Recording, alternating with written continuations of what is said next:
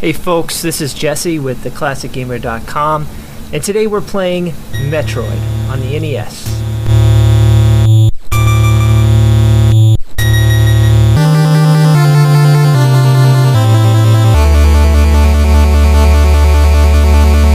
Now this is an old school classic.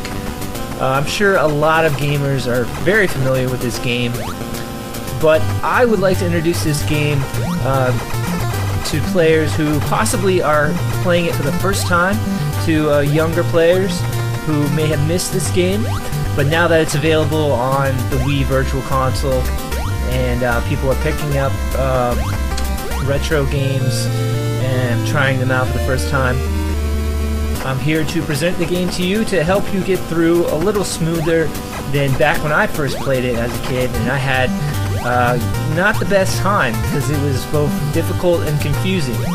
So here I'm going to give you a little bit of a strategy on how best to get through this game. Alright, so a lot of times in this game it's going to look like a dead end. There's nowhere you can go, there's nothing you can do. It only seems that way. You got to take my word for it. There are often illusionary walls that you can just pass right through if you roll into a ball. Sometimes you need to place a bomb to get through them. Other times, you know, the door might be blocked because you have to shoot it with missiles. So things like that, just keep in mind. Just because you see a dead-end area or there's nothing going on doesn't necessarily mean that the game has glitched or is broken in any way or that you did something wrong. Just try to backtrack and find possibilities.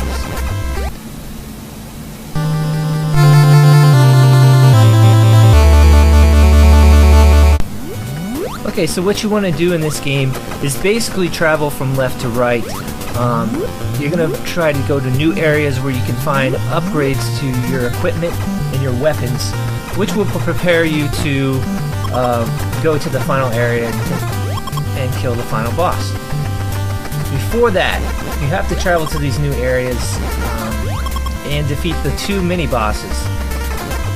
The two bosses are Kraid and Ripley, and once you finish them off, then you can proceed to the final area, which, if you travel from the beginning of the game, from left to right, till you get to a big tunnel, travel to the very top of the tunnel, and at the left, you want to go through that door and all the way down until you reach the bridge, which the bridge will prevent you from going across if you haven't defeated the mini-bosses.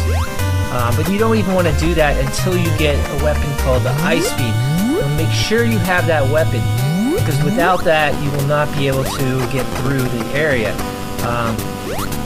Now there's another weapon called the Wave Shot.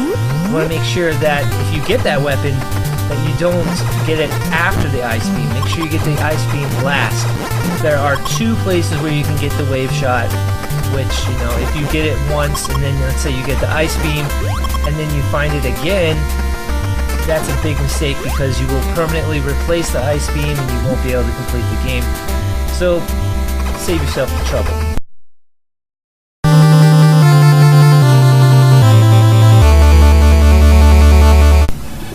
Once you get the Ice Beam, continue to the final area, and this is where you're gonna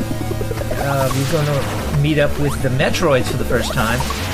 Metroids are these jellyfish-like creatures that will suck all your life out, so you want to make sure you have plenty in the energy tank. You can fill up your energy tanks by killing enemies and picking up energy.